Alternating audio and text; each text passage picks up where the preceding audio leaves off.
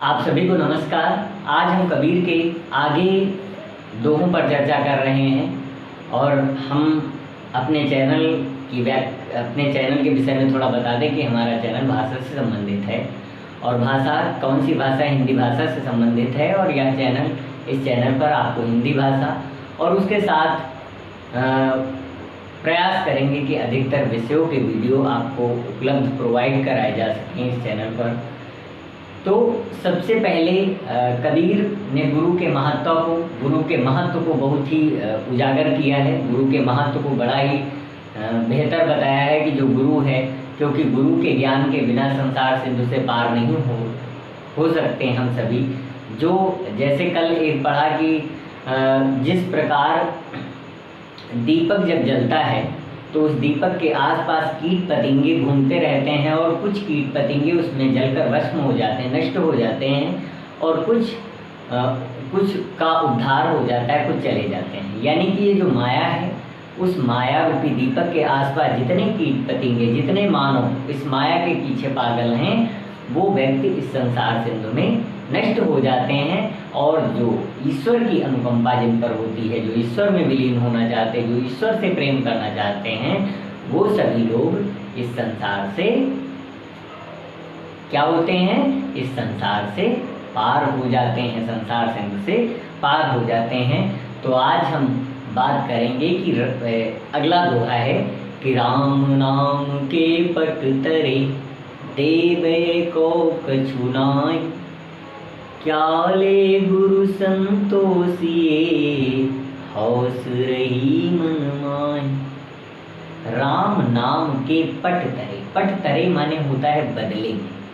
राम नाम के एक शिष्य के मन में बड़ी ही इच्छा जागृत होती है कि वो शिष्य चाहता है कि हम अपने गुरु को कुछ दक्षिणा दें। तो राम नाम के पट तरे देवे को कछु नाय, यानी कि राम नाम जो हमारे गुरुदेव ने जो राम रूपी जो नाम दिया है, उस नाम को नाम के बदले में देने के लिए हमारे पास कुछ भी नहीं। इच्छा तो बड़ी है, हौस यानी कि मन में इच्छा तो बड़ी है कि हम अपने गुरुदेव को कुछ राम नाम रूपी जो नाव मिली है उसके बदले में हम कुछ दें। लेकिन इच्छा के होने से कुछ नहीं, अगर हमारे पास होगा तभी तो हम देंगे। तो कबीरदास जी कहते हैं कि हमारे मन में तो इच्छा तो बहुत है कि राम नाम के बदले में जो हमारे गुरुदेव ने सदगुरु ने जो हमें दिया है, उसके देने के बदले में मैं उनको कुछ दूं, लेकिन हमारे पास देने के लिए कुछ नहीं है। फिर भी हमारी इच्छा बहुत है कि हम उनको कुछ दें। तो इस दोहे में विशेष ये है कि एक शिष्य का, एक भक्त का मन है कि वो अपने गुरु को कुछ न कुछ जरूर दे। जो उसके सदगुरु ने उसको राम नाम रूपी नाव दी, उसके बदले में उसको देने के लिए उसकी बड़ी ही इच्छा होती है, लेकिन वह उसे देने के लिए उसके पास कुछ भी नहीं है। फिर यह तन, फिर एक दोहा और है, गुरु गोविंद दो खड़े काके लागू पाए, बलिहारी गुरु आपने गोविंद दियो बताए।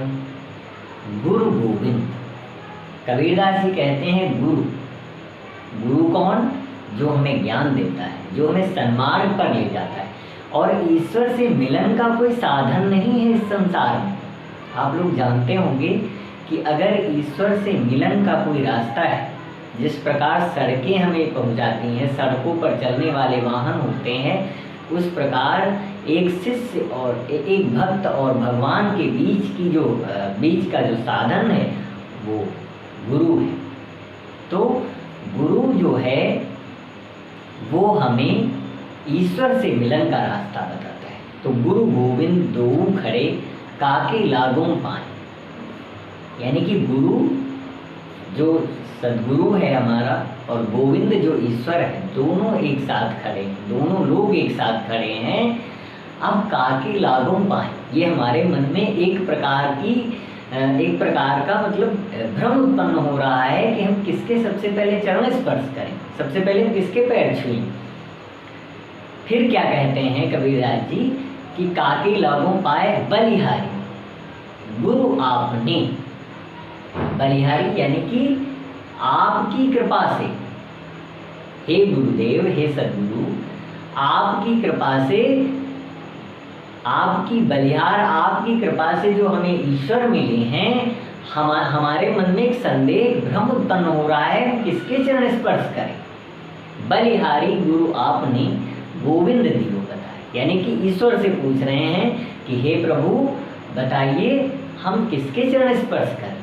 तो यहाँ पर अगर देखा जाए तो अगर गुरु ना मिले तो ईश्वर नहीं मिलेगा, और ईश्वर की कृपा होगी तभी गुरु मिलेगा। एक सिक्के के दो पहलू, कि ईश्वर कब मिलेगा, जब गुरु मिलेगा, और गुरु कब मिलेगा, जब हमारे ऊपर ईश्वर की अनुकंपा होगी, क्योंकि बिना ईश्वर की अनुकंपा के हमें गुरु मिलने वाला नहीं है। इसलिए गुरु मिलेगा, ईश्वर की कृपा होगी, और ईश्वर की कृपा कब होगी, जब हमें गुरु मिलेगा। फिर सतगुरु हम सूरी, सतगुरु हम सूरी जी करे, कहा एक प्रसंग, बरसा बादल प्रेम का, भीग गया सब।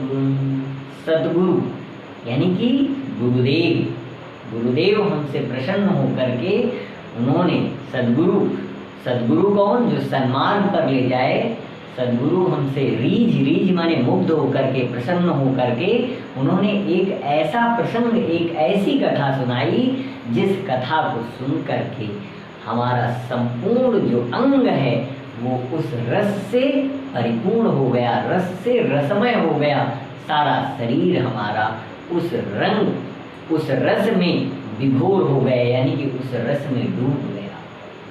किस रस में, जो राम नाम रूपी अमृत वर्षा हुई, उस अमृत वर्षा से हमारा संपूर्ण शरीर भीग गया, और उसमें हमारे जो अंदर की जो अहम था, जो अहंकार था, जो मैं था, वो नष्ट हो गया, और ज्ञान का दीपक जल गया। और जब ज्ञान का दीपक जल गया तो फिर हम समझ गए कि इस संसार में हमारा क्या काम है और हम किस लिए आए हैं। फिर अगला दोहा है कि जाका गुरु है अंधला, चेला खरा निरंतर, जाका गुरु है अंधला, चेला खरा निरंतर, अंधे ठेलिया दून्यों कूप पड़ंत। यानी कि जिसका गुरु अंधा है, जिसका गुरु अज्ञानी है, जिस शिष्य का गुरु अज्ञानी है अर्थात अंधा है, अंधे से मतलब यहाँ पर जो तुलना की गई है वो तुलना की गई है अज्ञान से। जिसका गुरु अज्ञानी होगा उसका शिष्य उससे बड़ा मूर्ख होगा, यानी कि उतना ही बड़ा मूर्ख होगा। यानी कि अगर हमारा गुरु सही है तो उसका तो हम भी सही होंगे, है ना। अगर हमारे माँ बाप सही हैं तो हम सही हैं, और अगर हमारा गुरु सही है तो वो सही रास्ता बताएगा। अगर हमारा गुरु सही नहीं है तो हमें सही रास्ता मिलने वाला नहीं है। और क्या होगा कि गुरु जो है वो क्या करेगा, अगर अज्ञानी है तो वो अपने शिष्य को ले जा करके कुएं में ढकेल देगा, और कुएं में ढकेलने से मतलब वो नर्क में ले जा करके पहुंचा देगा। क्यों? क्योंकि वो अज्ञानी है, और जब वो अज्ञानी है तो उस अज्ञान के वश में आकर के, अज्ञान से वशीभूत होकर के वो अपने शिष्य को कूप का मतलब है नर्क तक पहुंचा देगा, नर्क के द्वार उसके लिए खोल देगा। क्यों? क्योंकि उसका जो शिष्य है, वो गुरु जो है वो अंधला है, अंधला का मतलब अज्ञानी है, और अज्ञानी है इसलिए वो अपने शिष्य को भी अज्ञान की बातें बताएगा, ज्ञान की बातें नहीं। तो आज के वीडियो में इन्हीं 4 दोहों पर चर्चा करेंगे, अगले वीडियो में और दोहों पर चर्चा करेंगे। तो आज के लिए इतना ही। अगर आप लोगों को हमारे वीडियो पसंद आए, हमारी जो व्याख्या है, जो प्रस्तुति है वो अच्छी लगे, तो आप लोग हमारा पूर्ण सहयोग करें व हमारे चैनल को सब्सक्राइब करें। इसलिए आपका बहुत बहुत आभार व सादर धन्यवाद।